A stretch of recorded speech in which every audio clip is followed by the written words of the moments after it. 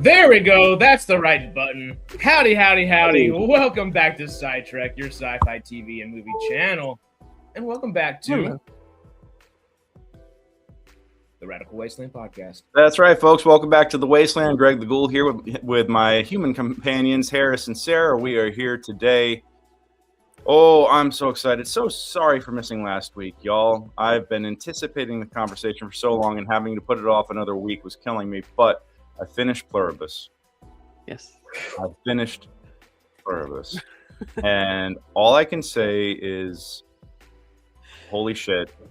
And that entire team, that entire production is just full of geniuses. Okay, Vince Gilligan, genius. Ray Seahorn, genius. Like the whole thing is just so freaking perfect. I adore this show. I think it's that we don't have to dive in too much in that. I'm just so excited that you mentioned the first time when you finished it, you texted our group chat, you said, holy shit, just finished this. And then the next thing you said is there could be an entire episode or video or live stream, whatever, about just doing color theory. And the amount of things that we've gotten from Breaking Bad and color theory over the years. Oh yeah. Ooh, I'm just excited for the next year or two to see what kind of comes out. Oh my God. No, I watched some color theory breakdowns and some other notations about how color is used specifically in this show. And it's so perfect, yellow being for independence, and then white for innocence. I mean, they're the blue for, trust us, it's totally fine, and how it is subtly integrated into every scene, in the environments, in the costumes, in the everything. The nuance and the detail with this show, where nothing is left for chance, everything is intentional, everything is a design choice. I respect the hell out of that. I gotta say that I may not always enjoy Wes Anderson's storytelling, but I do enjoy the visual aspects of his work with the color and the organization and the framing and everything else. And Vince Gilligan has his style is not so rigid, but it is as detailed and rich. And wow, god damn, it's a cornucopia. It's a visual cornucopia. And when you crack the color code, everything is just laid out there perfectly. I love that. One thing that we don't have to dive too deep into color. That's just the first thing that you said when you sent us how excited you were about finishing it, and it's just it's one of those things. It's the prevalent thought, just from the filmmaking nerd aspect of both of us, Yes. I almost want to think, just for in canon, in lore, the version of it,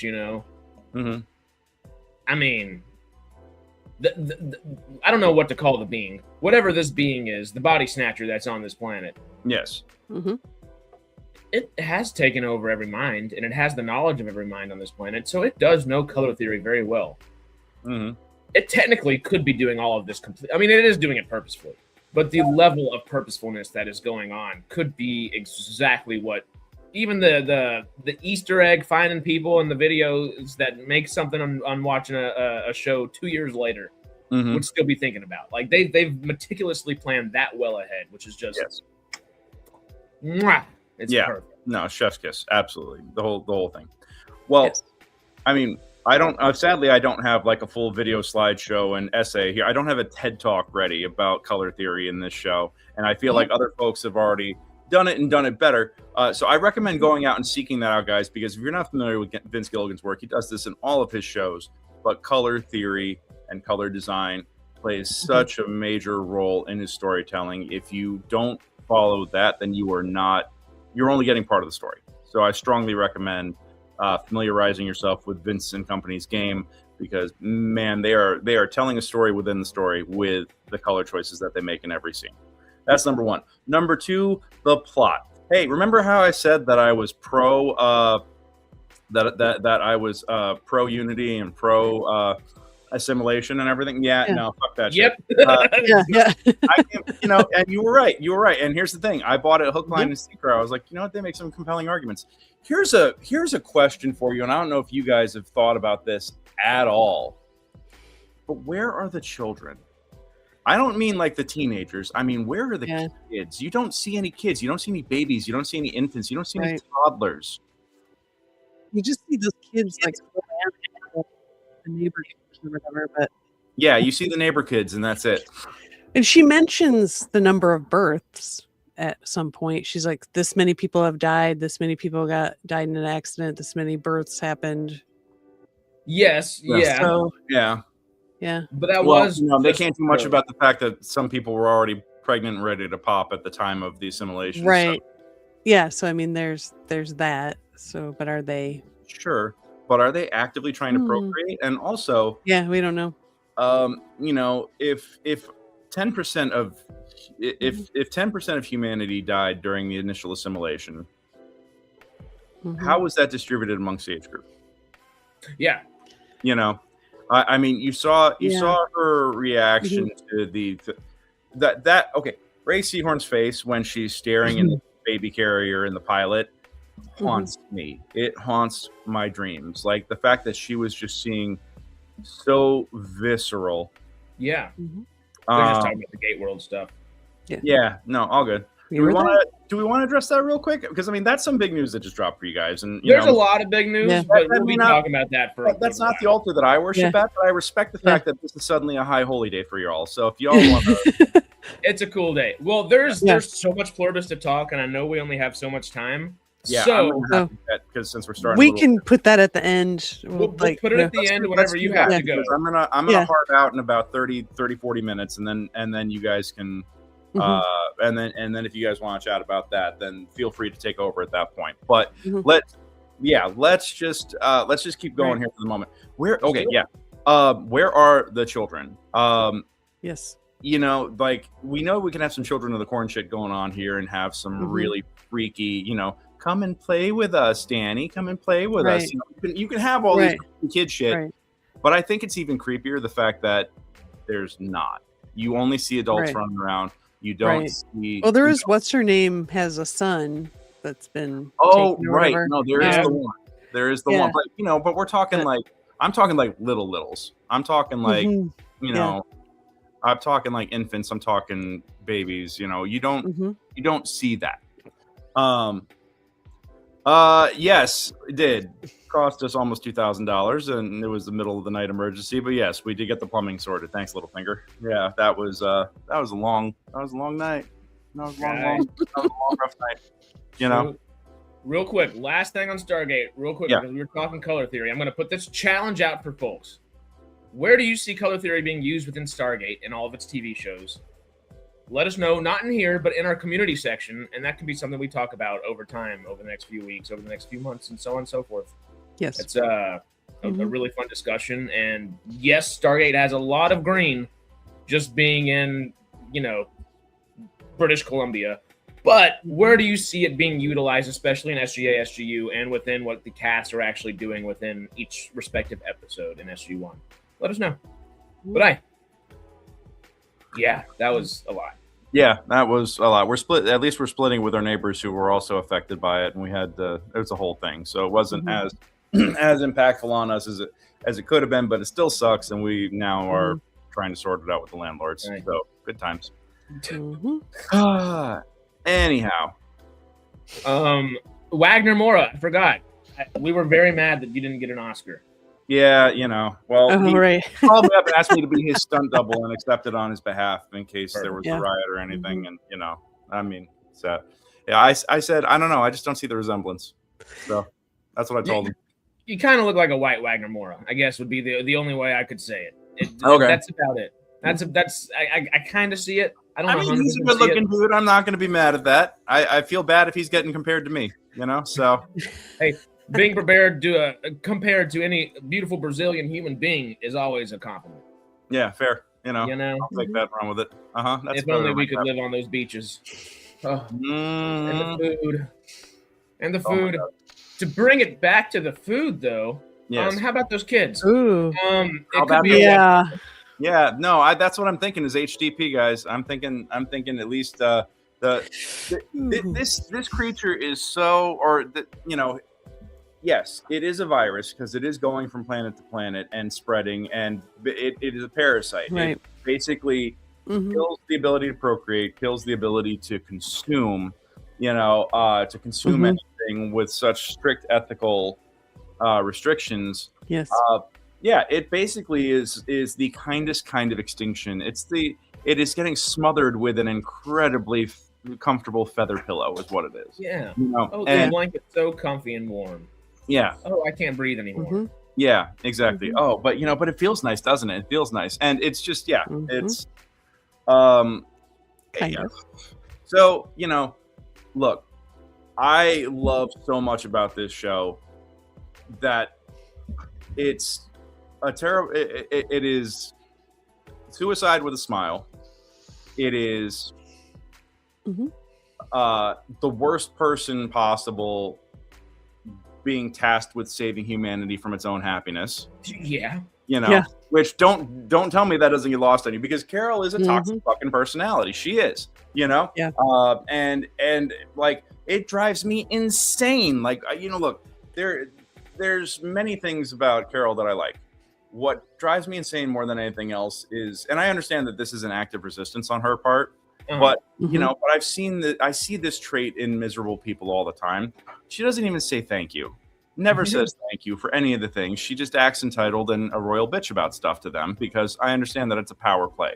But you could still, you like, I would find it redeeming at all if I felt like that she had any sort of genuine kindness inside of her. And right. I don't feel like that she does. I feel like that she is a lonely, desperate person, and instead of like taking steps to fix that, at least not until, and this is why the fact. Oh my God, sorry, I have too many thoughts car crashing right now.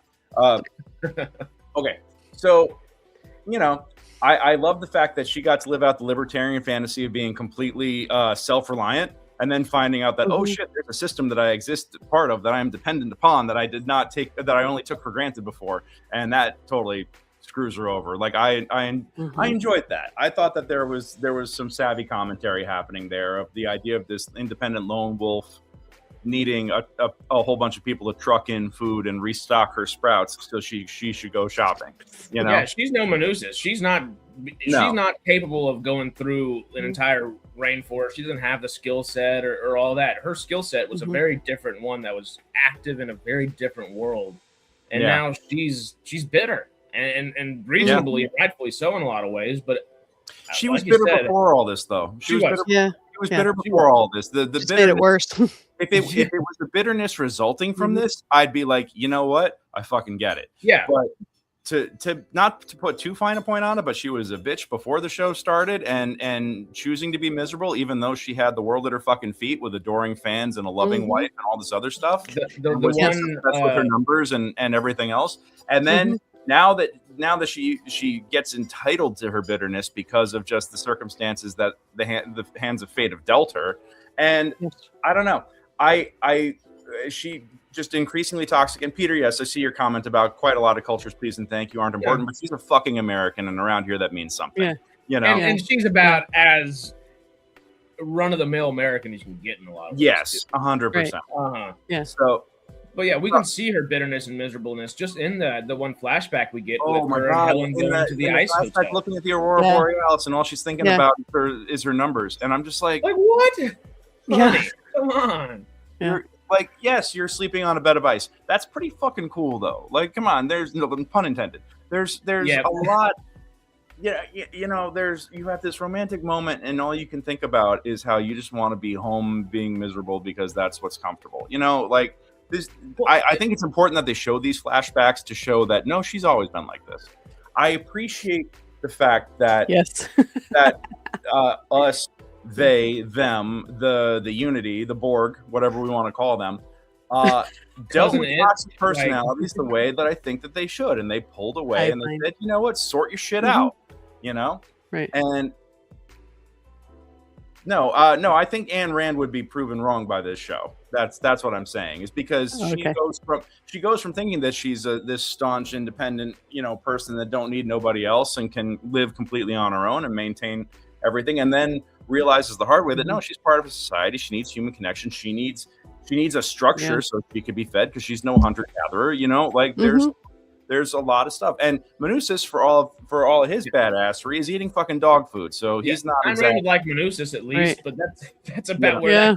jobs. You know, like he's no I like Steve his Irwin journey. himself.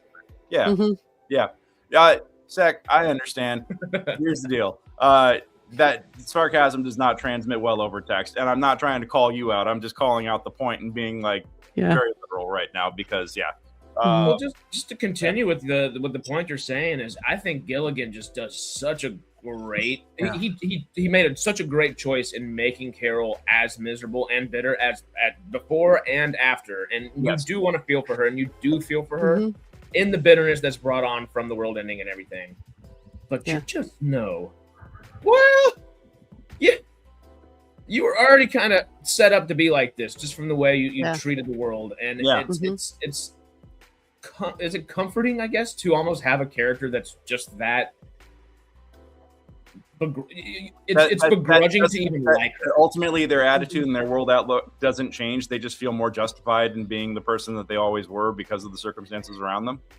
Yeah, it just feels human in that sense, which is not necessarily the best part of humanity, but it's exacerbated in that sense of, well, now there's no humanity left, so this personality is just that much stronger, and it just it was an interesting choice for Gilligan to choose. I'm obviously Ray Seahorn's amazing, but for a character like Carol to be in there, yes, and what a difficult character that has to be played with such nuance and such. The nuance of the acting in the show is amazing. Yeah, it's really good. Yeah, like the one episode where Manusas is traveling, that episode, there's not a lot of dialogue in that episode. You know, just showing him doing his journey, and then I think they were showing Carol whatever she was doing too, but because that was when she was alone, right? What she was trying to figure it out. Anyway. Yeah. Well, let me throw this at you. They set her up to be so miserable, and then they break her by leaving her alone. And man, that comeback, that was okay. First off, the scene where she's just looking down the barrel of that firework, I was like, oh fuck, they're ending the show right here. Okay. You just look at Rattle shrugged in the background. Yeah. No, I really loved the depth of that, because I was like, no, I feel exactly where she's at, and I understand, but then she gets up and puts out the fire that she set to her neighbor's roof, which means that she still cares a little bit. She didn't just let the fucking house burn down. Again, just the nuance, the detail, the motivations and everything, how she can't exist on her own. What breaks my heart is that she finally opens herself up to love and trust and the illusion of normalcy again, because she manages to get Zosha to start using singular pronouns, I guess. Yeah, singular pronouns. And as a result, she manages to fool herself into thinking that, oh, maybe this isn't that bad, and this isn't some big, cloud AI glimpses the glimpse of Zosha coming back just once or twice, just a little bit. That kind of struggle. She could fool herself into it, and then she opens herself up to love and trust again, and then finds out that, oh, we don't need your stem cells. We don't need stem cells from your hip. We have your eggs, and we're gonna get you. Like, oh yeah, in what, a month, 2 months, or something? If that, a month, yeah. That's. That is the ultimate betrayal, and it hurts because you see this journey, you feel this journey, you are happy that she's happy. When Manusa shows up and she's like, I'm like, no, she's finding happiness for once. Can you not just come in and completely train wreck this, And then of course it all comes down, because this is a drama and ultimately a tragedy. It was a gut punch watching that last episode, and then so brilliant. The writing is brilliant, the structure is brilliant, and yes, you do have to make Carol this thoroughly unlikable character and start her from a place of where she is, where you're kind of like mad at her for being such a bitch all the time, and to see that journey. Here's the thing.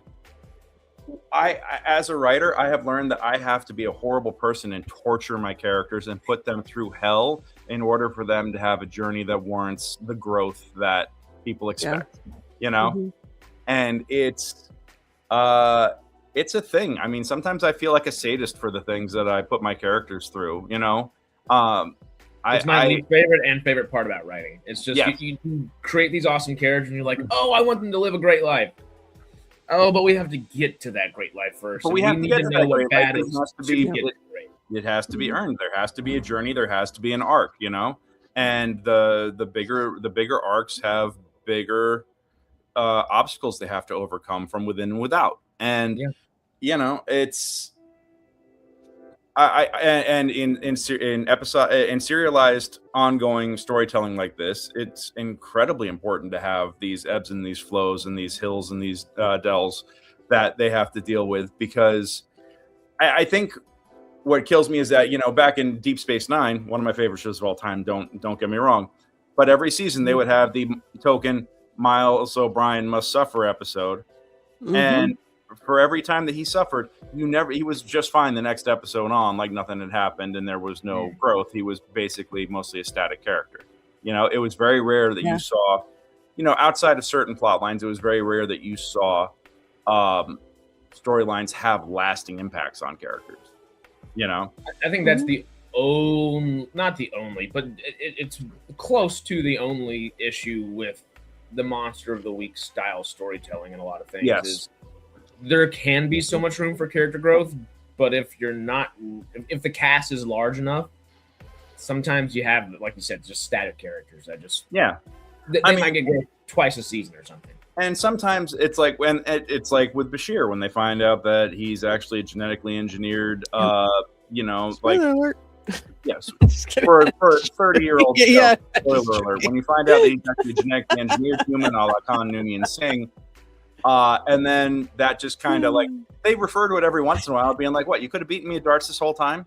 You know, stuff like that. But then the rest of the time, it's not really a thought about or factor, you know?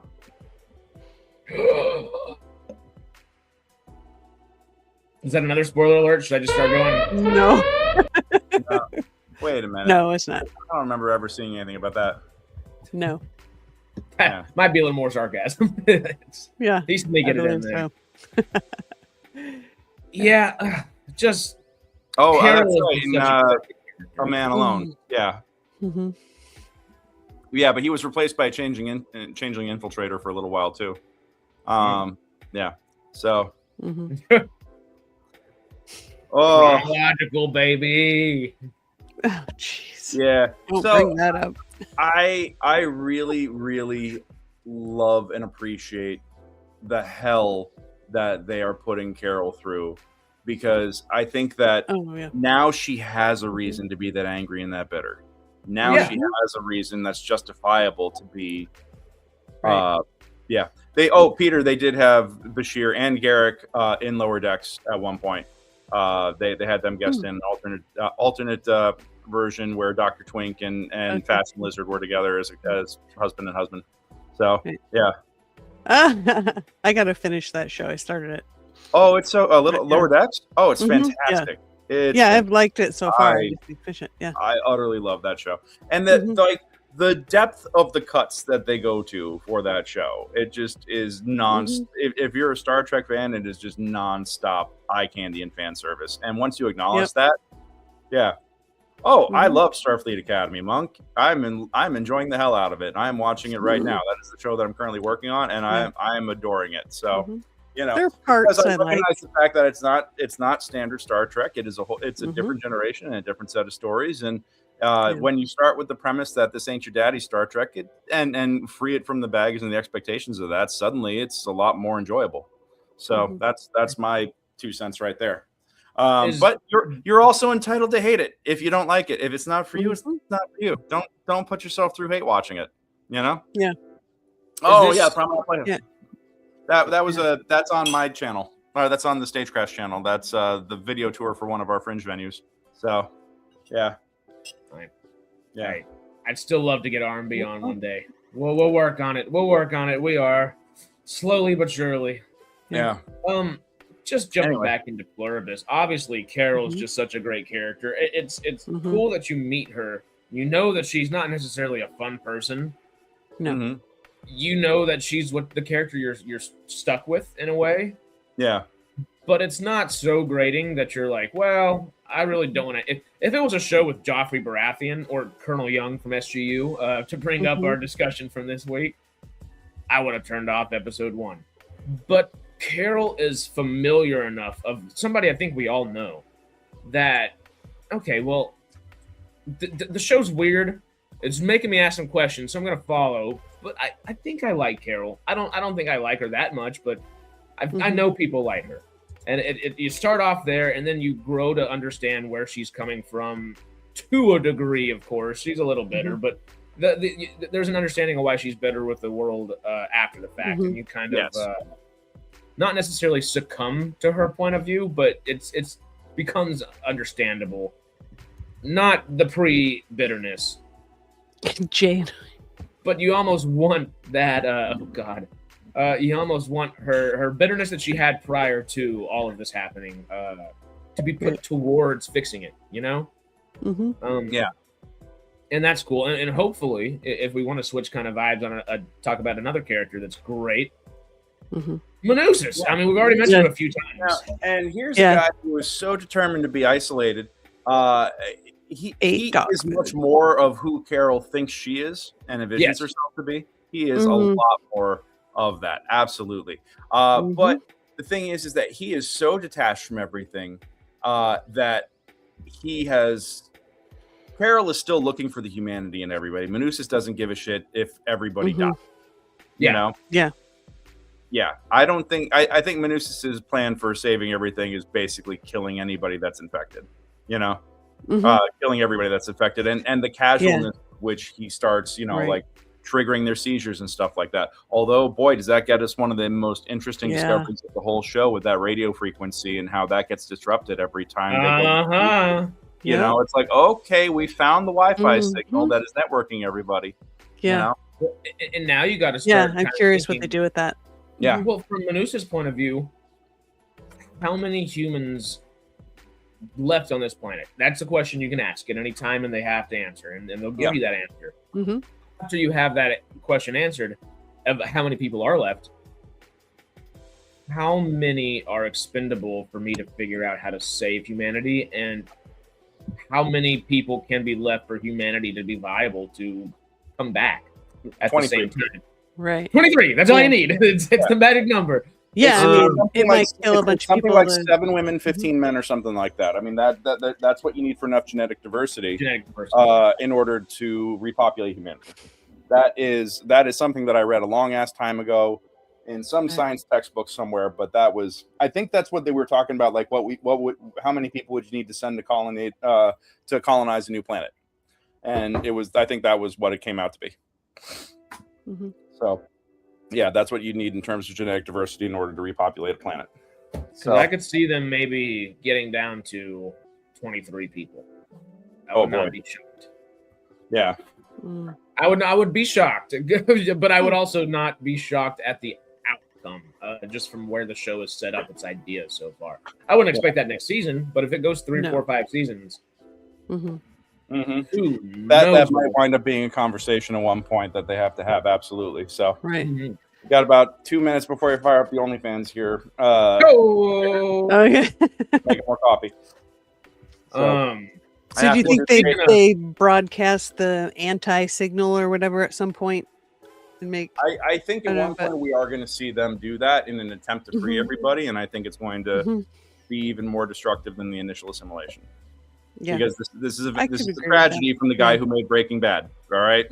So yeah, you have to feel like maybe there's some people that would be resistant to leaving the hive mind. Oh, I think. And then so a lot of people. Well, and the amount of would it even be considered brainwashing? I mean, it would quite physically and literally be brainwashing in a certain sense. But you don't want to leave that once you're there. All of the dopamine and serotonin that I would assume is constantly being rushed to be happy like that all the time. That's a trickle. A drug. I mean, it's addiction. Which is not just addiction, totally come into play. You learn to how do you exist without that? Like that, you become dependent on it. Like it's like when the Borg lose their connection to the hive. It's like, what do they do at that point? Yeah, let me see. Yeah, I wonder if the emotions are disrupting the signal. You know, when she gets angry and sends everybody into seizures, is that disrupting the signal? Yeah. No, one of the big things that turned me off about the hive is that they were maintaining this illusion of society at the beginning of La Chica o El Mundo, the girl of the world. By the way, great episode title. So good. Fantastic episode title. Yep. But oh my God, who's the daughter that got assimilated that was in the Incan village? Kusamayu. Kusamayu. Yeah. Yeah. So Kusamayu is in the village, and the minute that she gets assimilated, picks up and just the whole culture just disappears, and you just realize that entire culture just got erased. That just or just became part of the whole without any distinction. Without any distinction, it is erased. Well, because at one point because once you're in the hive, there's no need for that kind of individuality or that individual expression. It's just cataloged as a curiosity. Yeah, exactly. Yeah. So like that was that. I mean, I saw it before with Casanova Dickhead in Vegas, where he's got the James Bond fantasy that he's living through. Yeah, I thought that was great. Yeah. And then the minute that he leaves the room, everybody just kind of drops it and just starts picking stuff up and cleaning up and everything. But it's like, but because he's still there, they're still going to maintain that fantasy has the capability of coming back. That entire culture just no longer exists once the minute Kusamayu is in the hive, because there's no need for it anymore. And it reminds you of the cultures that have been already taken. Yeah. Yeah. Hey man, Peter. All sci-fi is political. All sci-fi is cultural commentary, and it is meant to be a mirror that we hold up to ourselves in society to go, that's kind of fucked up. You know? Yeah. So the culture is preserved, but it's like in an AI form where the soul, the meaning of it is lost. Digital museum at that point, because it's not being practiced, it's not being done. But you hear, and that's the thing, you hear the music, you see the life around it. You see life proceedings normal, and then the baby goat. Oh my God, you want to talk about heartstrings? Yeah. So that was just the for the goat. I don't know if that goat was an actual actor and not CG. That's the best goat actor I've ever seen in my life. Yes, absolutely. There needs to be an Academy Award for goat actors. Right. The GOAT Award. Yeah, the GOAT Award. GOAT. That's all you need. Yep. It was very cute. I've never thought I wanted to. I don't think I teared up because I was so into just jaw drop and just watching at the moment. But I wanted to tear up for the little goat, and I don't think I've ever wanted to tear up about a goat before. It was legitimately sad, and I think it's time. Where's our horns? We need to get some crank on it. There we go. What the fuck, dolphins? All right. Yeah. Pluribus with Severance. You need some of that, actor. No, I think that they're both nominees, and then we find out that it's actually the same goat in both shows. That would just be perfection. Yeah. Yep. Outside of the Screaming Goats and Thor: Love and Thunder, yes, those would get the Razzie for. The Love and Thunder goats would get the Razzies, 100%. Yeah.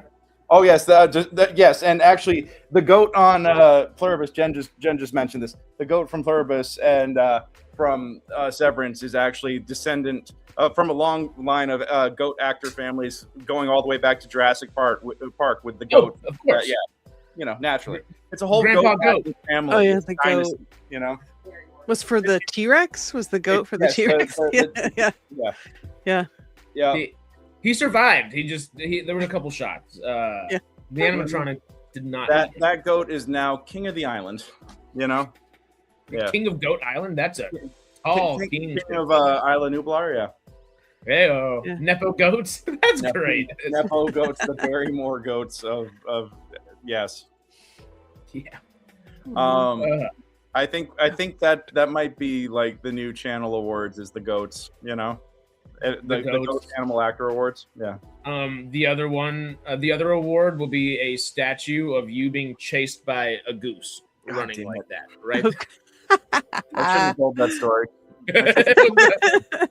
and who did the AI shit of me getting chased by that's why David Littlefinger. You're polluting low-income neighborhoods and burning water to do that. Okay. All right. Anyway.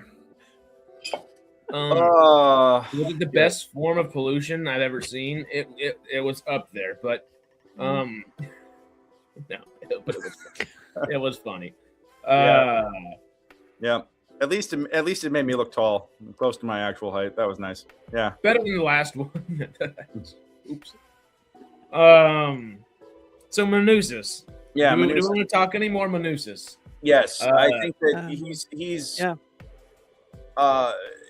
I think he takes Carol's antisocial behaviors and makes her look like fucking prom queen by comparison. Number one. He's very like tinfoil hat-ish. Yeah. He's if your conspiracy theory loving uncle, the survivalist is the only one that it is now like the humanity's last hope, and that's terrifying. And was also just a mean, grumpy hermit. Like yes, yeah. Mm-hmm. The funny thing is, I do actually I could see Manoosis wearing an actual hat made of foil, and I don't think it would be like too funny, or it might be funny for half a second, and then it'd be like, well, that's just in character. Yeah, and I mean, they have the analog with that in the image that we're using for the cover of this show with the umbrella, man. I'm telling you. Mm-hmm. So, because he was like didn't want the satellites to see them or whatever. Mm-hmm. Oh, and what I really appreciate is how this show goes so hard against the Hollywood tropes of, oh, you're a survivor, I'm a survivor, we're best friends now. Right. No, like everybody is incredibly cautious, everybody is incredibly paranoid. Nobody wants to be welcoming because that's what the Hive is very welcoming. And it's just I love the dynamics. And you have all these antisocial personalities car crashing into each other, trying to figure out how to save the end of the world with varying levels of cruelty. I feel like that a lot of Carol's bitterness is deep rooted, but her bitchy attitude is performative as a defense against insecurity. Sure. Whereas Manoosis is a fucking sociopath. Yeah. He might be the world's last hope, and you do want someone that determined and focused. Yeah. Yes. What do you want him is also the question you kind of ask at the end of the day. It's because he has othered the rest of humanity, and therefore there is no boundary that he will not cross. Yeah, because it's all justifiable because he has already rated them as less than, as beneath him, beneath saving, beneath redemption. Yeah. He says he wants to save the world, but he doesn't care about what cost when every time he puts them into seizures that you're killing potentially hundreds of thousands or millions of people. Like that does not. Yeah, they're not people to him. They're not people. Yeah. To him. No. Yeah. They've lost their humanity. They're no longer of the same species, and that that can be dangerous quickly. Yeah, exactly. Yeah. It's almost like if you're othering. It's almost like if you're othering people. And the fact that no cruelty is too cruel for people that you judge to be less than, that's almost like it's a bad thing. I don't know. Funny that. There's a more elegant way to put that, but you feel me, I think we got the common thread, and I hope humanity remembers that for a good while. Sadly, I think the lesson is lost on 95% of the planet. Yeah. Also, I fucking love John Cena. The John Cena cameo, that was just so and here's the thing, I know for a fact that breakdown went out is just like celebrity cameo. They didn't reach out to John directly, But that was like celebrity cameo, just to see who they get, and they'd write the scene around it, and I thought it was just perfect, you know. So, especially the way John Cena's just put himself in the public the last half decade, it was completely apt. And I liked that small for him. Yeah, I liked that Carol thought she was going to drop this huge bomb, and they're like, "Oh yeah, we know." Whatever. That's right. That's what I also love. The arrogance and the self-importance keeps getting undercut because it's like, right? Yeah, if you just fucking talk to them, they'll tell you everything. Like, what? Why is this? Have a conversation. Fuck out, Matlock. You know? Right. Yeah. I love that, and I love how like every expectation, every trope that we've had in these shows, they just flip them around completely. The paranoia. From against other survivors, as opposed to immediately teaming up. People going like, no, how do we save them? How do we join them? I'm totally fine with things that being, as opposed to how do we save the world? You know, like everything that you expect from a series like this, they're going the opposite direction. You know, and I love it. Me too. I love it. It's smart. It makes it funny. It makes it really salient. And also, the fact that you don't have this, ideal American hero being the protagonist here. You have someone who is deeply flawed and unlikable, but then you get on board because you witness the tragedy. You actually witness some growth, and then you see something tragic, and you go, "Fuck!" That just completely reset all of their progress. You know? Yeah. Well, I mean, everything that we see could easily fall into a trope. Yes. It's hey, just turn the thing on the head that you're used to. You know, it could very easily be that. Well, there's nothing new under the sun. We're all using the same building blocks, man. There's no new story structure or beats. It's just the same shit remixed over and over again. You know, good old Joseph Campbell. You know, just what's that hero's journey and where are we at in it? You know, it's I just love and to use the same, I guess, phrase I said earlier, that painstaking meticulousness that Vince Gilligan and company use to figure out how to correctly turn a trope on its head, to subvert expectations and actually successfully do so, rather than just make it, well, we're going to make it silly and fun for half a second and you'll laugh and we'll just move on and you won't think about it too much. They're doing it with thought and purpose and intention, and not just flipping things on their heads to be different. They are actually thoroughly examining and exploring what it means to do that. And that is what you have to do. You can't just do shit for shock value and have nothing to back it up, because then it's just hollow spectacle and people will turn off and stop watching. What I love is the fact that they actually do explore the consequences of all this and go, here's a complete roadblock for you. Here's something that you did not expect at all. Here's something that is completely different than what has been done before here. You know, you have the hero, but you don't have the mentor anywhere. You have everybody else refusing the call. She has no Obi-Wan, no Yoda. Yeah, exactly. You have the rest of the world refusing the call, and that is a take on this that I don't think it's done very often at all. And if done, typically not well, or it's just hard to tell something to this scale that's this large and this small at the same time well. And without the right budget, without the right team behind it, thankfully Apple is the group doing this, because they can provide the type of budget that is necessary to make this show feel the way it should. And shoot, they're doing very well with it so far. Would this might be more of a Greg and even a Secular Monk question here. And trying to rile me up with Peacemaker Season 2. John Cena did do excellent in Peacemaker Season 2. James Gunn writing Peacemaker Season 2, I'm a vomit a little bit, but hey, anyway. Would it be fair to say Vince Gilligan for TV, writing and showrunning wise, is equivalent to Alex Garland for film and writing and directing? Ooh. They're just a similar, like just you were saying, Gilligan takes the time to actually deconstruct something purposefully and with intent. Yes. Garland obviously does the same, and they're similar in approach in a lot of ways, I feel like. Is that a fair, maybe not a one-to-one comparison, but kind of fitting? I could see it. I could squint, tilt my head. Yeah, I think I could see it. Yeah. I think. Yeah, I had to look up who he was. Sorry, yeah, but yeah. Warfare, Civil War. He wrote all the 28 Days and 28 Years movies. Yep. Annihilation. I haven't seen all of those, but I've seen Annihilation, Deus Ex Machina. Yeah. I think so. Yeah, I don't think that's out of the question. That just thought came up while we were talking. I was like, speaking of meticulous, these two guys are the top of the food chain there. Yeah. So, yep. Okay, I'm at the point where I got to hop off, guys. Because I have to get down to my space. I have my intern coming in. I have to also prep for a whole weekend of crazy shows. So, but thank you for taking the time today. I appreciate y'all. Hopefully next week I will be back with one of our special guests, a friend of mine who is a designer who actually worked on Fallout with some really fun stuff. We could talk about all that stuff later. I'm trying to. He was supposed to be on today, and he's working on Fallout Season 3 right now. So, he's working in the shop today. So I will see y'all later. Enjoy the rest of this. Have fun talking about everything else from Stargate today. Oh, and I think we should mention this.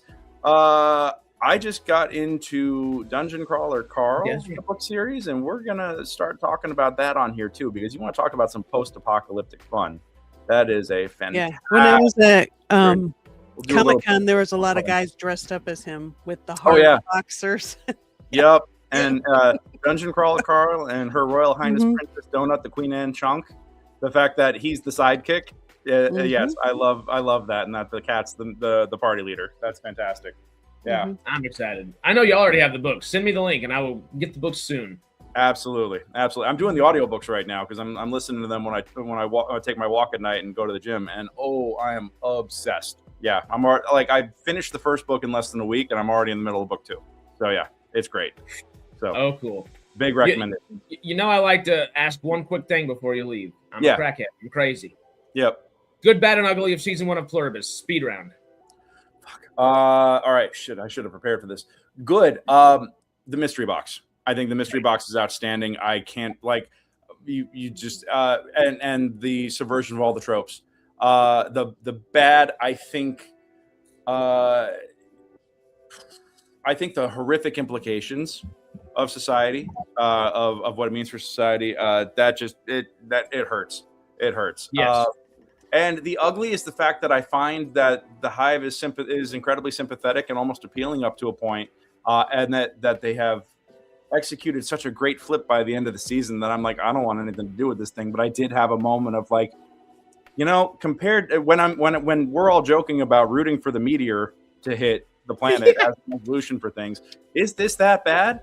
And it's like, no, when you really look at it, there's a lot of sinister shit happening beneath the hood here. And even the most, it sucks that every ideal, every idyllic utopia has a dark side to it. Yeah. So, which is there an ideal one at that point? It's just a fun question that we will continuously ask until we either find one or figure out there isn't, and yeah, absolutely.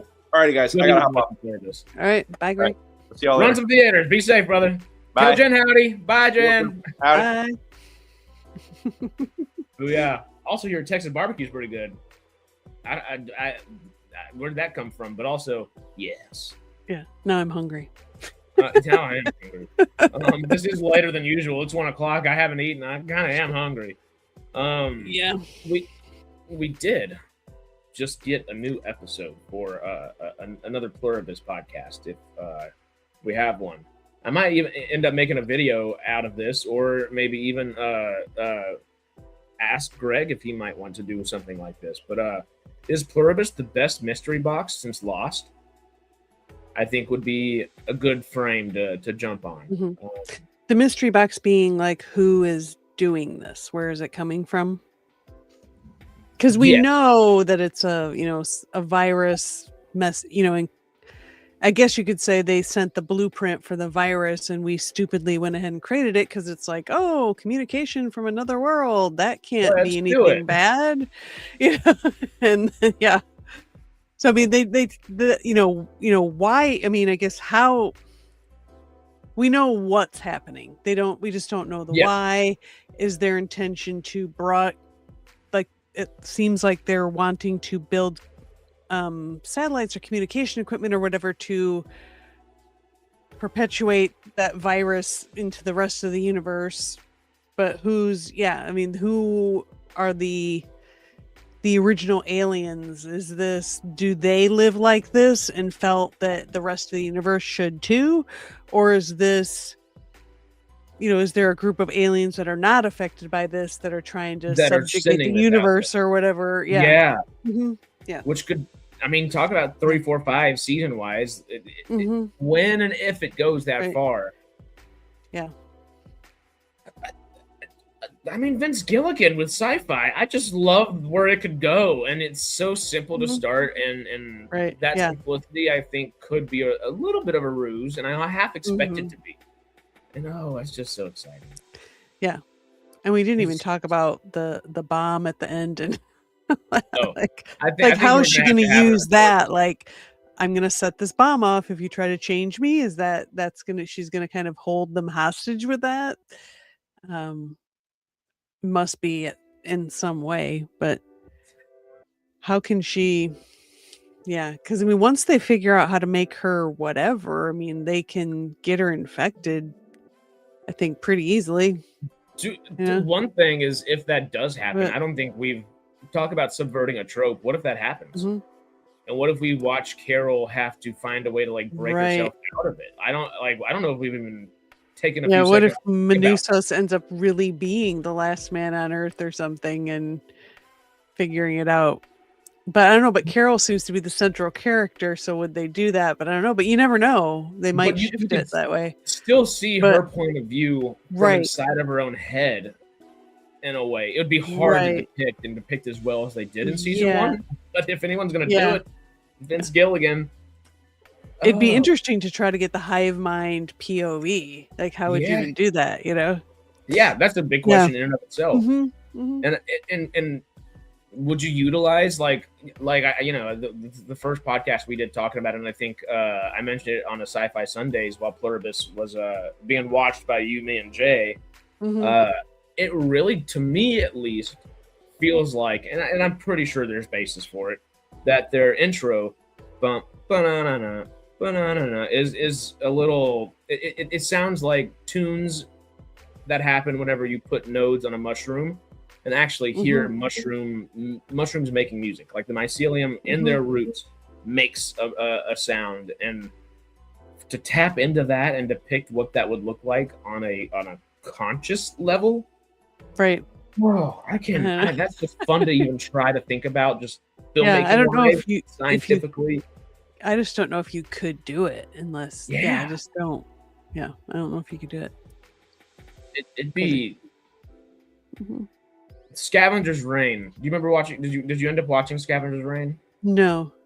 Okay. I remember you talking about it. I don't remember what the plot was exactly, but there is one character in there that it's not a hive mind, but it can kind of not necessarily take control of minds, but it does kind of take control of a mind just for simplicity's sake.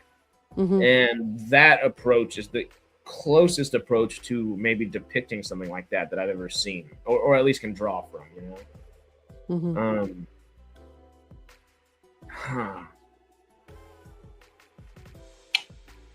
This show's so good. We're going to end up having more discussions about it over the coming weeks and months and years. Of course. Yeah, we'll be comparing some things to it, maybe. For sure. No-Go also sent us this message earlier. Hey, we got to see what happens when one of them goes in. Interesting RF idea. Chamber. What is RF again? Radio frequency. Oh, radio frequency blocking chamber. What's it called? Like a cage, something cage. Oh my gosh. Faraday cage. Faraday cage. Yes, that's okay. It. Cool. That's I was thinking of that enemy of the state. Like comes to mind when you do the Faraday cage. We put this in here at 12:30. It is 12:54. For 25 minutes, my brain has been trying to remember Faraday cage. Got to jump onto a meeting remotely. Catch you later. See you, Monk. Thank you for hanging, man. But a Faraday chamber alone would be amazing. You'd have to think that. What's his name? Gosh, I can't remember. I always want to. Manusas. I always want to call him Menudo. That's great. See, I think of Manusas like it makes me think of like the Battle of Manassas or the Battle of Bull Run, I guess. But hey, Civil War history. I don't know why it makes me think of Manassas, but hey, if it's the bridge, I gotta cross. Yeah. If he now is able to, he's kind of picked up on like, okay, this radio frequency is a thing. Is he going to build a Faraday cage? I want to see it. I think it would make sense that he would. And he totally understands Faraday cages and right. And if Carol gets changed, maybe he puts her in there and like she's normal for that period of time or whatever. And is this? I mean, this is all great stuff. We should put it in a show if somebody doesn't, because it's great. Vince Gilligan, good sir, thank you for everything you've done. If you end up watching these moments right here, what she said, try it because it's gonna be cool. I was thinking it'd be fun just to see Zosha be put in a Faraday cage and get all that stuff from Zosha. But if Carol, is in that position as well, I think that's far more interesting from the audience perspective, at least. If we were to get Zosha, we might learn too much. She's sat with it for so long, she might have more information, which would be interesting. Right. She might know more than because you feel like she knows more, but they're not going to say anything unless asked. It's that thing like it makes me think, that they can't lie. It reminds me of I don't know if you ever read the Wheel of Time series. I haven't. Oh, okay. Anyway, there's women that practice magic that belong to this organization and they can't lie, but that doesn't mean they find ways around that, like with this thing of like, oh yeah, we can't take your what do you call it, DNA, your stem cells to make the solution, but we're still finding other means of doing that we're not telling you about. And it occurred to you, so we had to tell you because we can't lie. But I mean, there's ways to manipulate the truth without lying, so it's interesting. They kind of have sort of a passive aggressive kind of thing going on, kill you with kindness, like I had a great thought about it earlier and I just can't remember what it was. But we've got time to think about it, which is good. Just everything they've done with this show so far, setup wise, has been perfect. Like, I am frustrated with how they ended season 1. I would have liked a more book-ended and not completely what's gonna happen kind of ending. Nonetheless, the questions it just has left us with to just ponder on. Right. Is Carol going to be down with Menudo? That's what I'm going to call it. Menudo's doing his experiments. She going to be cool with that now? Because it's about, her life we're talking about. So she wasn't for a second, but she became understanding quickly. Right. So that she was manipulated. We didn't even talk about how they rebuilt that cafe for her to manipulate her or to delay her from figuring it out or whatever they were doing. Yeah. It's just the being, the body snatchers, for simplicity's sake again. Yeah. I think I don't even want to necessarily put the term aggressive in there because it is, like they said, it's a biological imperative. They know nothing besides that they need to do this. But there is intelligence and there is understanding within this biological imperative as well, and planning and detailing that goes out at a mass scale, about as massive scale as you can get on a planet,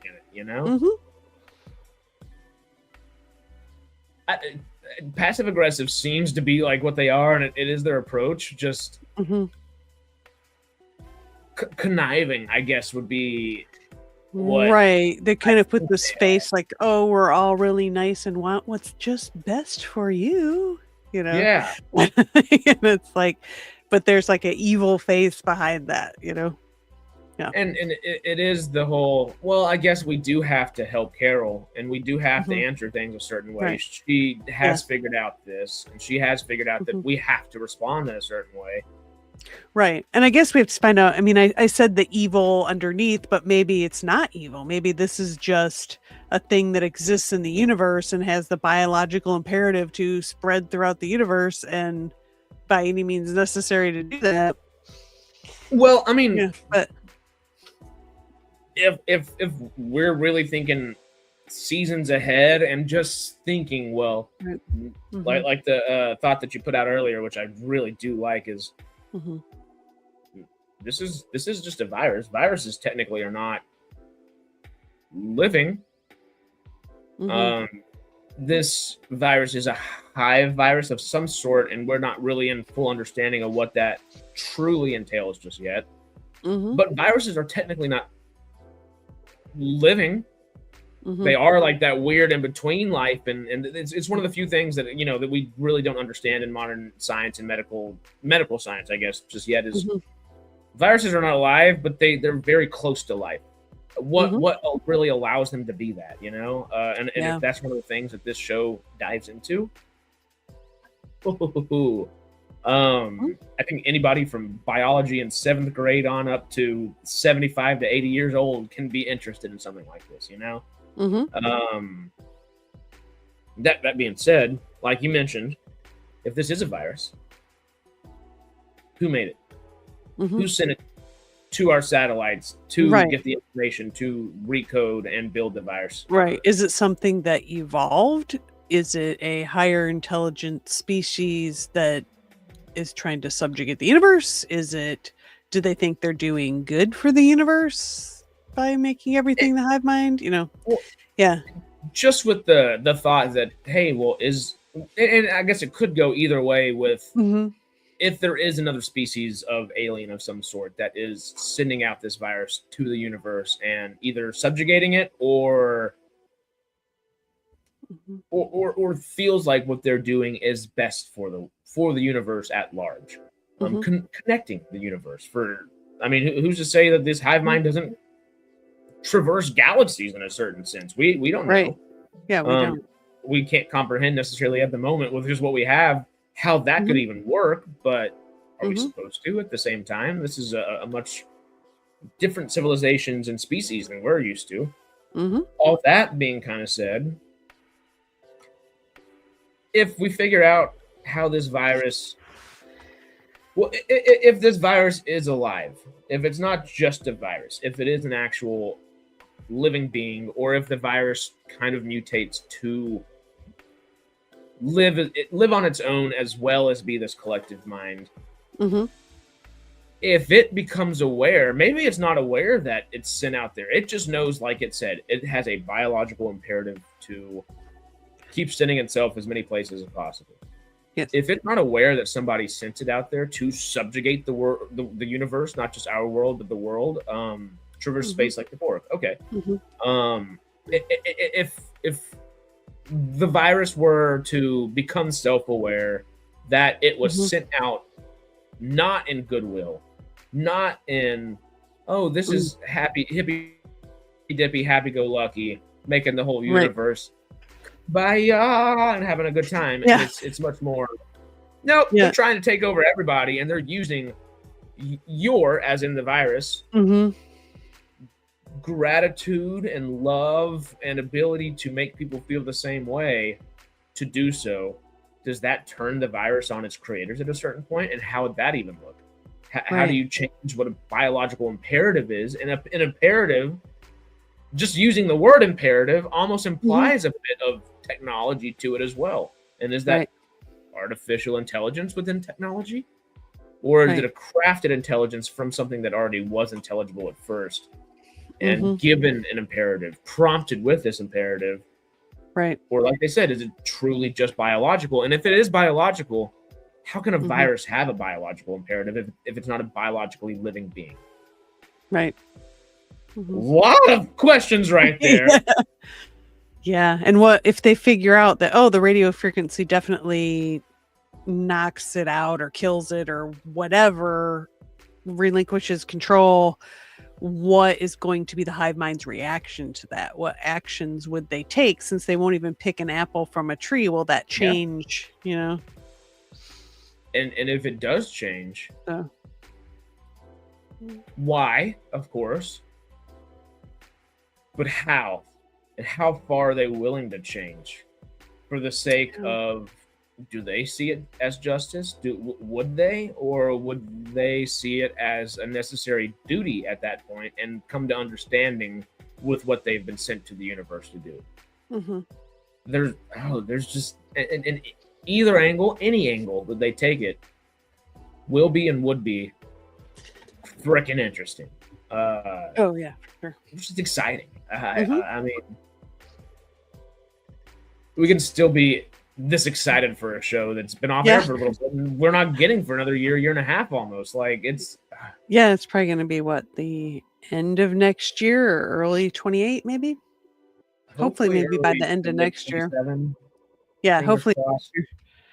But anyway, hopefully we'll have some other shows to kind of fill in, because when Daredevil is back next week, right? I think Daredevil's out in is it 4 days or 7 days? Yeah, I think it's the 20. I want to say the 26th or something like that. 24th. 4 days. Okay. I was thinking 24th or 27th. It's the 24th. Yeah. I know it's not necessarily and that's not necessarily sci-fi either. But we'll end up talking Daredevil on Sundays, and I know none of y'all watch it, but I will talk about Invincible on Sundays as well, because it's so good. It's so good. It's so good. It's better than The Boys. It's just as adult as The Boys, but it comes from the youthful kind of perspective as well. It's not raunchy at all like The Boys, and it's twice as bloody, but does so with effort. It's not for the sake of shock value, and when shock value is there, you feel the weight from the characters within the world. It's one of the best animated projects ever made. I love it. And then we get The Boys. Speaking of, there we go. On I think April 4th or April 7th. Maybe that one's April 7th, and that's the 7 that is in my brain right there. Season 5. Yeah. April 7th. April 8th, technically, but 7th at midnight.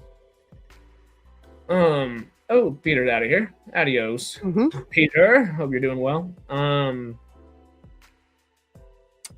I guess all the Pluribus I want to talk. I think we kind of should wait for Greg a bit, and that way we can really dive in to the series. Unless you want to keep going, because I was thinking it might be a little Stargate time if you're down. Yeah, I'm fine. Yeah, I think we've done a good job. I mean, Pluribus. There's just a lot of. I mean, we could spend an episode talking about each episode. Yeah, but we could spend an episode talking about each 20 minutes of Pluribus realistically. Yeah. But I love that moment when Carol realized, it dawns on her about the eggs and all of that. Great. It's heartbreaking. Carol was right the whole time. It doesn't just, like we were saying earlier, it does not justify her pre-apocalypse bitterness necessarily. No. But it more than justifies after the fact. Yeah.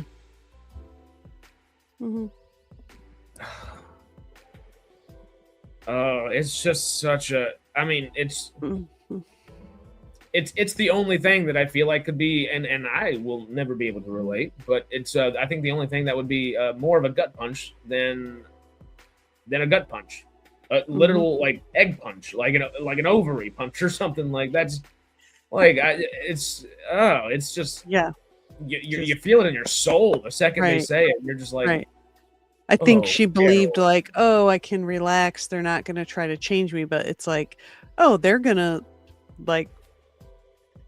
are they going to force on her? Because the girl that was in the Peruvian village or whatever, she chose it.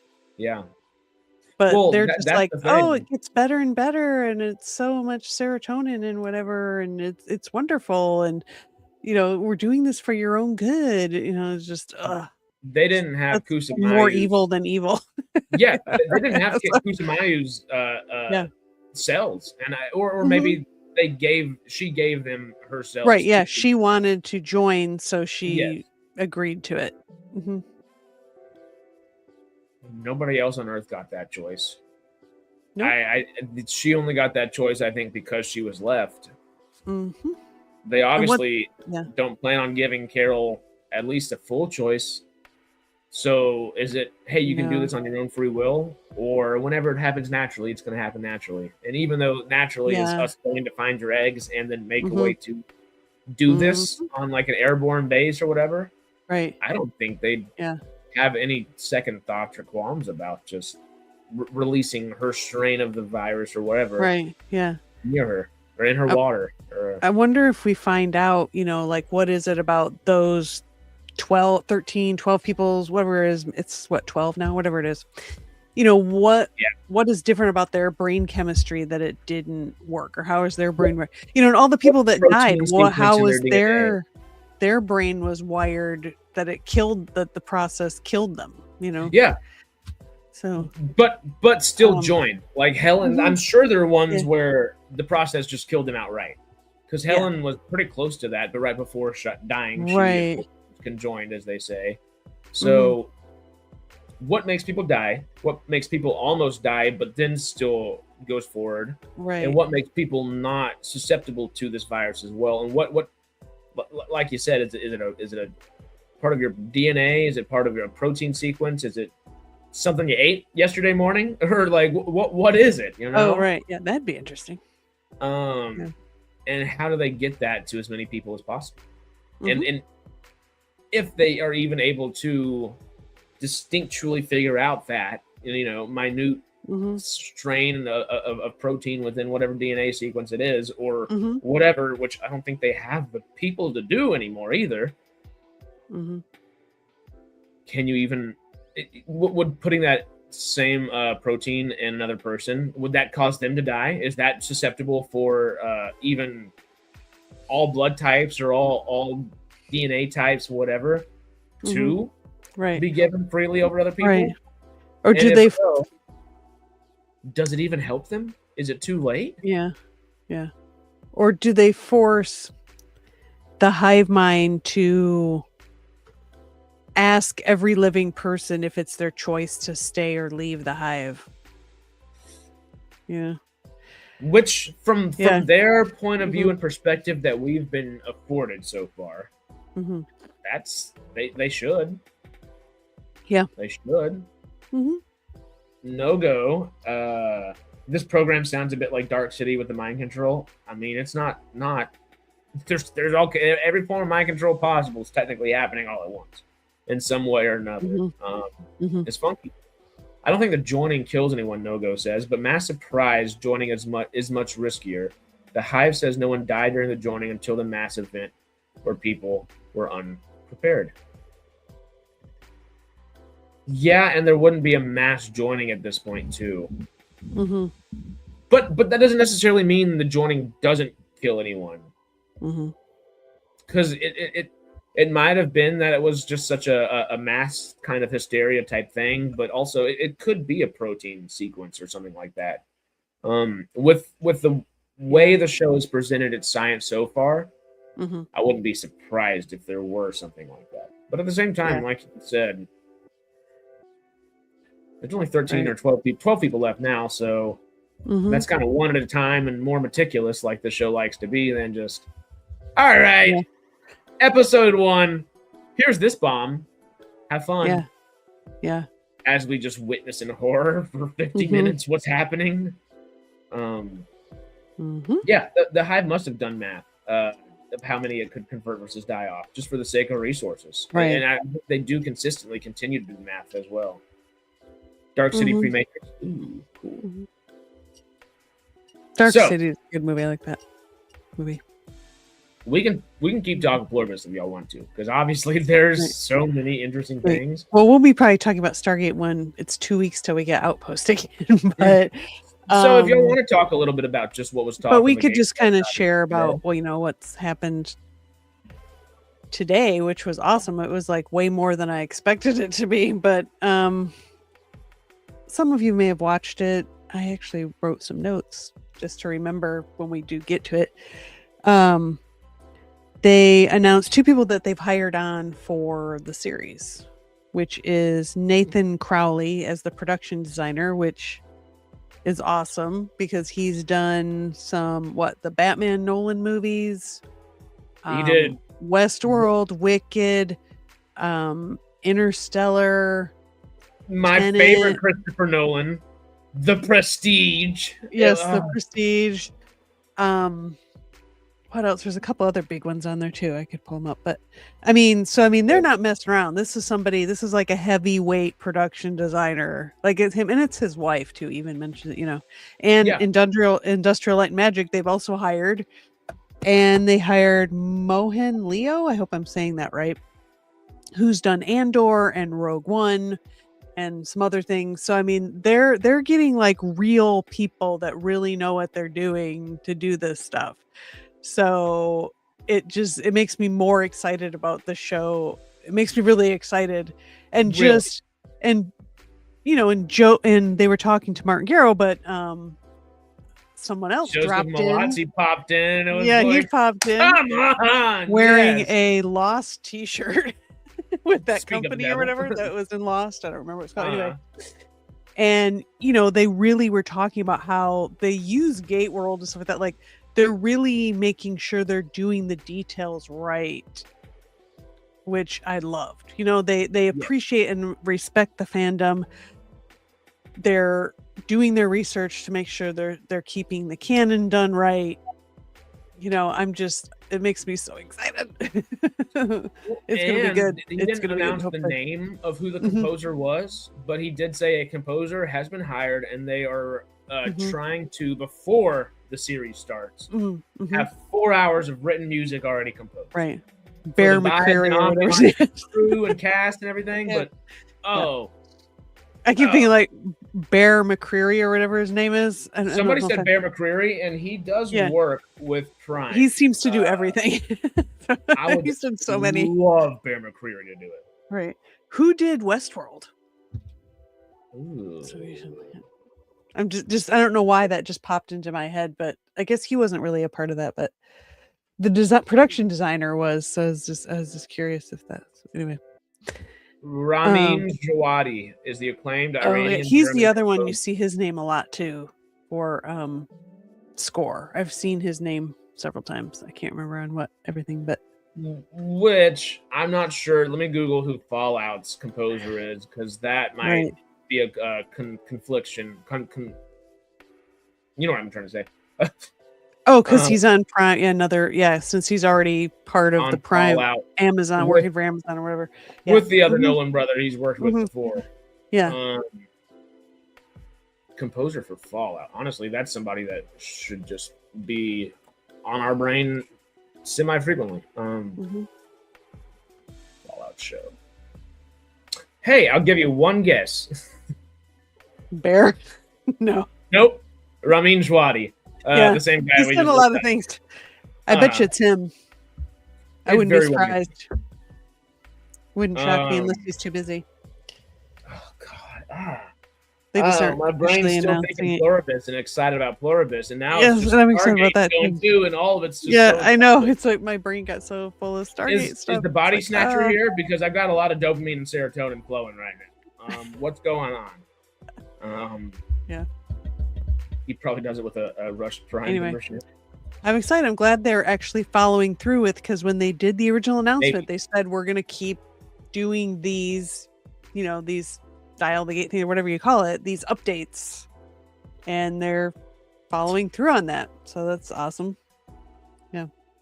Hey, Danny Elfman would be great, and hopefully they do continue to do these. It seems like if January to March, it seems end of March as well, beginning of January at that point. Quarterly? maybe every other month we'll be getting something like that. Yeah, I imagine over the summer, maybe late spring, summer, we'll get a couple more. I think they would have a basis to do more of these rather than less. Yeah. Specifically because it keeps rumors and everything like that in line, and you have your leaks focused. It builds excitement too. Like I'm more excited now that I know more of this stuff, you know? I mean, maybe they'll do it when they actually like cast everybody. That'd be cool if they I did ask one question, and it didn't get asked to them, but I am intrigued to figure out in one of these things, is casting aiming to, I mean, for a friend, of course, but also for just for the sake of interest, are they going for up and comers in the new Stargate team, or is it the new Stargate team going to be semi-established or established actors that have already had a few different shows like they've done in the past? Or something like SGU, where most of these guys are pretty fresh. Of course, you got your Robert Carlyle, you've got your Christopher McDonald, and you've got a few others there. But I think it'll be a mix of both. I mean, look at like what are some actors that have done Amazon stuff. You know, maybe they might be in the picture. Not a bunch of low-level actors. Amazon's got cash to pay for the big ones, so they hire the big ones a lot too. I think it'll be a mix. I think maybe some of the more established characters, you know, like, and we're all hoping and I think expecting to a degree that legacy people are going to show up, you know, not necessarily be an integral part of the show, but are going to show up, you know. We're not sure if that's the same person casting for this series or not. They have not announced who. Somebody asked that question, but they didn't answer. But they must have someone because they said, didn't they say they were starting to do that? I made a note about it. Let me look. Casting is one of the first people you hire. Casting is being hired.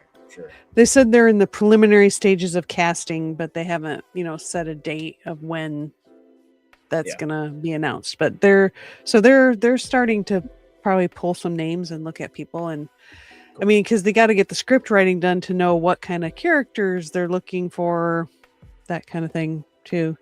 But it sounds like they're pretty well into the scripts.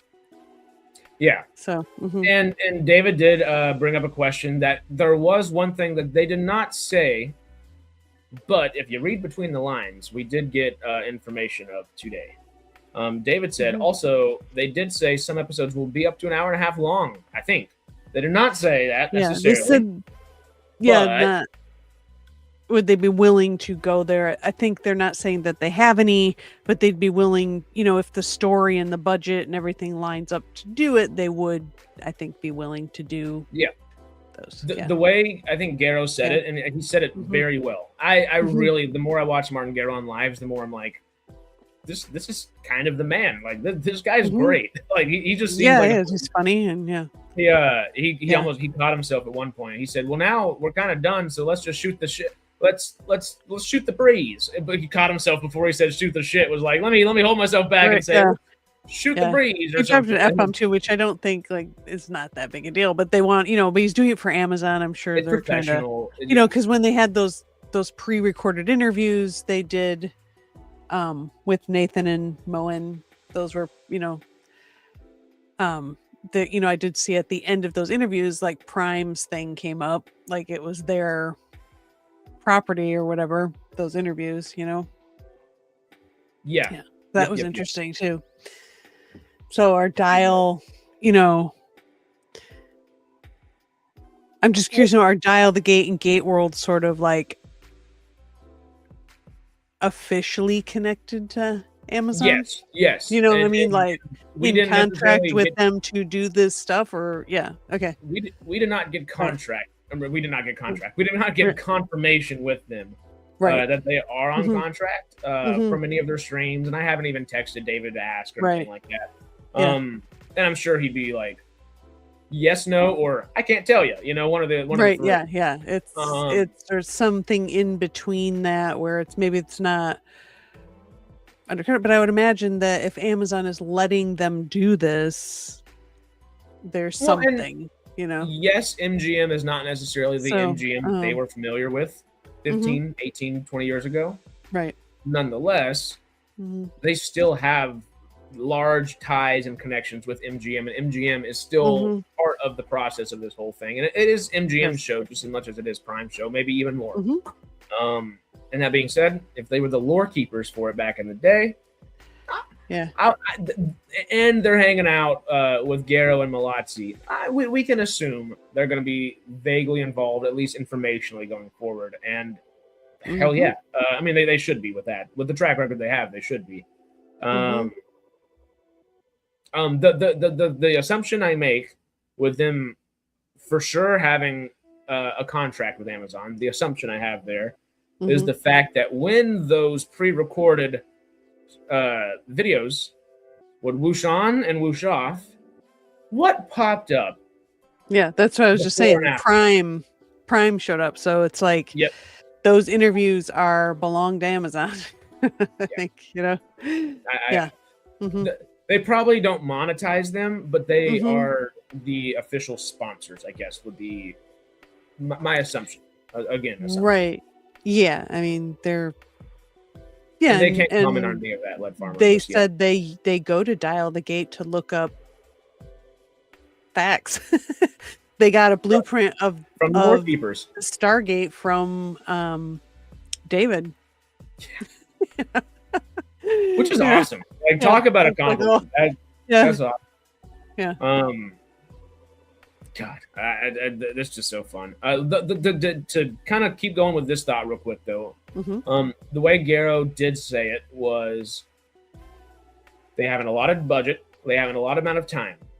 They're going to fill that time with the budget they have, and if there's a story that can be added to, because he said some episodes were shorter and some episodes were longer. He said, I don't know if there is a 90-minute episode or what, but there could be. And that's kind of what he left it at was we can utilize more footage when we have the access to more footage to be utilized, and it doesn't take away from the story. And that's good. That's a good answer. With that answer, though, with them hiring ILM, Industrial Light Magic, of course, with them hiring just the quality of creative they have, this is not going to be a Monster of the Week show. This is not going to be 16, 18, 20 episodes. It's definitely not going to be over 20 episodes. This is going to be 8 to 10 episodes. Fingers crossed, as much as possible for 12. Right. But for ILM to be involved with making it look good, for the cinematographer of the Nolan family to essentially come on board, this is going to be a prestige quality level of TV being made. Right. Yeah, it's going to be like the level of Star Andor. Trek. I mean, they got the guy from Andor and Rogue One. You know, so it's like it's going to be like that level. Which, if thing. I'm awesome. sorry, I'm going to be mean to all Star Trekkers for just a little bit. Sorry, Trekkies, but if modern Star Trek is prestige television, Star Wars Andor is prestige television, and we're getting that for Stargate. Yeah. There's 2 stars on top. There's got to be a star at the bottom, you know? It's okay, Trek fans. It's fine. But Stargate and Star Wars is so good. Yeah. I'm just messing with y'all. Y'all know I'm not as big. I'm not. I agree with you. I don't think Star Trek has achieved that. I mean, the new stuff, it's all very like, is it J.J. Abrams with the flares? Yeah. Well, and I mean, everything looks nice. It doesn't look bad, but I don't think, when it comes to true sci-fi, Star Trek wins. Star Wars is a space fantasy. Stargate, I think, actually still overdoes Star Trek in a lot of ways. There's a obviously bias within the circles that we're within. Right. Well, I like that Stargate is today. It's not a long time ago. It's not in the future. It's now. I like that. It's awesome in that sense. I think with the quality of people that we have now in this new Stargate, it could be it could be heralded as a franchise at the quality of Star Wars. Mm-hmm. And I don't mean to necessarily negate Star Trek in that sense, but if we're really being honest and realistic, outside of our biases for sci-fi that we do have, because we're all nerds in that sense, if we're thinking about actual public zeitgeist, and yes, inventions have been coming from Star Trek more than most things, because it makes sense. And people that invent things are probably in tune with watching Star Trek. Yes. Nonetheless, one Star Wars movie is more culturally significant than any and every Star Trek project that's ever come out. Like literally all put together, Star Wars 1977 is more culturally significant. The Empire Strikes Back, more culturally significant than all of those put together as well. Return of the Jedi, surprise, again, maybe not Phantom Menace and Attack of the Clones as much. Right. Revenge of the Sith, though, yeah. And that's not a dog on either. I think that's just a realization that it is, you know, in that sense. I'm not saying it's bad. They're different things with different vibe and different stories to tell. And I don't really like comparing Star Wars to Star Trek, because to me they're completely different things. Sci-fi, space fans. You know, I just don't think you can like, oh, let's put these versus each other. And I mean, I know people like to do that and stuff, but I just don't think they're just completely different things. You don't think you can, you know, My hope in saying all that is that Stargate can now enter general audiences and general fandoms in the same reverence that Star Wars is held in. Yeah. More so than Star Trek, because I would honestly say it's held in a similar reverence to the way Star Trek is held in among its own circles, at least. And even in Star Trek circles. They cross-pollinate frequently. That being said, for a general movie-going audience and a general TV-going audience, Star Wars takes the cake. It's a giant. It is a giant, especially current iteration. I mean, the new so many people don't like it. There's a lot of people that do like it. That's fine. I'm kind of neutral, but I just view kind of new Trek as like a separate thing from, I don't try to fit it in with, you know, the peak Trek, which is the 90s era for me. But yeah. Frickin' Ewoks, man. Quick aside, we had Ewoks Perlins. Yeah, that'd be great. We had a buddy of ours that's just a furniture maker, or not furniture maker, furniture designer, furniture buy and sell, whatever the correct terminology would be for all that. Big furniture guy. And he was painting a fiberglass chair that he had in our backyard yesterday, and walked inside after it being, 100 degrees all frickin' day and just sweating. And he's just like, well, my paint's melting at this point. I'm gonna put it under some shade, and we're gonna give it some time. We turned on Star Wars Battlefront, and the Ewok game popped up, and it's terrifying. It's so much fun. They have you usually have your little games, and it's just a first-person shooter like you're used to, But Star Wars does have one mode where you can be a stormtrooper at night, and you have a flashlight that just turns off and on, and it's only on for like 8-10 seconds at a time, and you're being hunted by Ewoks in the middle of the night, and they're just shooting bows or stabbing you with spears, and you would think you're in a horror movie playing this thing at any given time. And it's just cute little cuddly Ewoks, of course. But yeah, all that being said, the sleeping giant of sci-fi, I hope, can be brought into the reverence for general movie-going, I can't even speak anymore, general movie-going audiences. Yes.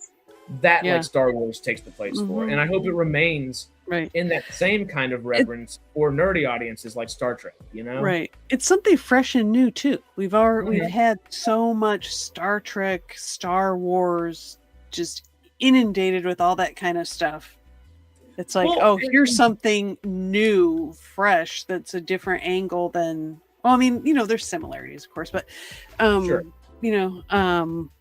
it's something new in the nerddom, I guess. Maybe or something. But a second ago, the approach they take, it's not far away in a long time ago in a galaxy far away. If I said that wrong, I was going to screw up my OCD there for a second. Or Star Trek, just so far in the future, it is today, and it doesn't do today in, this one person in this rural town, or in the middle of an alley in New York City, or in the back lot of a studio in LA or something like that, where this one individual that was just down on his luck now gets superpowers, or now gets this really cool piece of technology that just happened to fall in front of him. It's not clicheing or troping in that sense. It's more so, the United States government was the first group of people to figure out about this. Maybe not the first people to, but they were very quickly jumping on top of the first people to make sure they had control of it. And they do so and accomplish the storytelling beats they accomplish through logic, and it's not necessarily 100% science 100% of the time or anything like that, but it is logically how our governments and how our world and how our people's representatives towards our governments would act in situations like this. From a modern perspective, and there's like you said, I don't think there's really anything else doing that. I'm excited. I'm so excited. Yeah. And that's the point of what they're doing. Why they're doing it. They want to build that excitement, that interest, that So yeah. Well, y'all, we're about an hour 40 into this. Yeah. It is an hour and a half later than we usually even start. Yeah. So we're an hour and a half later than we usually end right now anyway. We can still talk some Pluribus. We can talk a little Star Trek, Star Wars, especially Stargate if you'd like. But we might start winding down if the rabbit hole. It's time for me to get out of here. I got some things I got to get done. So all right. Yeah. Well, if that's the case, y'all. Hour 40. I forgot to say earlier. Y'all know the deal though. Go check out everything. Y'all know what the man's up to. 75,000 things per day. Good luck, Greg. It's always a good luck every single day, I think, for him. I know there's a lot that they got to go deal with today, so good luck to Greg and Jen. Sarah, still space above and beyonding? Yes, it's taking me forever. I'm starting to get annoyed at how long it's taking me to get through this, but it's taking a while. I'm working on it. I worked on it some more yesterday, and I was like, okay, I'm gonna get it done, and then I work on it for a decent period of time, and it's still not there. So I'm like, but part of it is I'm watching it, making notes, and then I'm doing screenshots because when I do my video, I want to stick in, images and stuff. So it takes a long time. And then I have to, film a video, edit it, put the pictures. Okay. It's just a little complex. Yeah. There's only about 40 facets to make one thing work at any given time, of course. Yep. So there's some, I'm trying. Maybe I should do a reaction video for the latest Stargate news. Probably what I should do. Hey, that's not a bad idea. Well, no rush on that, because you might even want to, stack a few episodes back and forth. Right. And then, I still have an Atlantis video I need to edit and get to you guys, and then do the whole. At that point, don't even edit it, because we have Chazz that can edit, and that should be okay. Well, there's just some stuff that, like where I restarted things, and he's not. Anyway, I do some just minor editing because there's some things if I left it, he's not going to know what I want in there, what I don't want in there, kind of thing. Okay. But just some basic cutting out some fluff and takes I don't want in there and things like that. Okay. Cool. Did you just read that? Because that was I cracked up for a few seconds there. Well, all that being said, y'all know where to check Greg out all the time. They do have, I think, I know he said the freeway circuit's going. If these shows are consistently happening throughout the week, they do have live streaming capabilities. I'm not sure if they are or not. Check out Theater Unleash and the Stagecraft, of course, for that kind of stuff. Sci-Fi Sarah 1 for all things Space Above and Beyond. Stargate, all things alien. Yeah. I mean, you know what she's talking. She's here to tell you about what she's talking. And you know where to go find her. So you know the deal. I'll see you tomorrow with Melvin. We'll be talking something Creatures and Cryptids related. I don't think we're talking episode 4. I don't think there was enough episode 4 Monarch to discuss, but we're going to come back and try to maybe just... We were talking maybe finding a cryptid or something to talk about. That would be fun to kind of take a little bit of a scientific approach at. And if not, we'll find a good movie monster. There's all kinds of things. Sunday, of course, we'll see y'all. Sci-Fi Sundays. Monday, We're Farscape's Rihanning. Yeah. Continuing. Yes. Tuesdays, we're all relaxing and hanging out. But Wednesday, we'll be back for SciTrek Maneuver. And that's going to be a fun one. Still, need to, I guess, ask again and double down and double check with Joshua Patton. But fingers crossed for that. Tomorrow should be usual time. I think 10:30, 10:45 Pacific Standard Time. So 5:45 for y'all.